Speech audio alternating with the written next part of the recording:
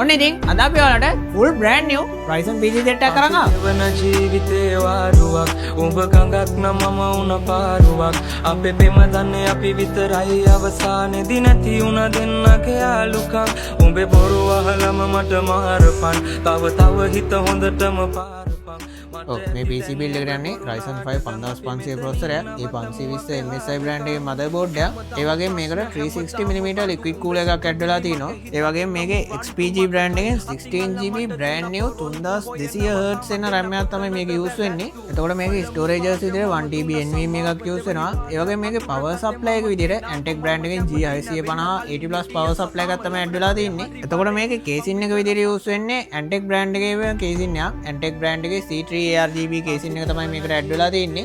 ඔව් මේ PC build එකේ මොන්ටර් එක විදිහට යූස් වෙන්නේ Asus brand එකේ මොන්ටර් එක. Asus BY249HGR කියන මොන්ටර් එක තමයි මේක යූස් වෙන්නේ. මේ මොන්ටර් එක 120Hz එන IPS මොන්ටර් එකක්. එතකොට මේ PC set එකේ keyboard mouse විදිහට Vantage brand එකෙන් P31 3-in-1 combo pack එකක් ඇඩ් වෙලා තිනවා.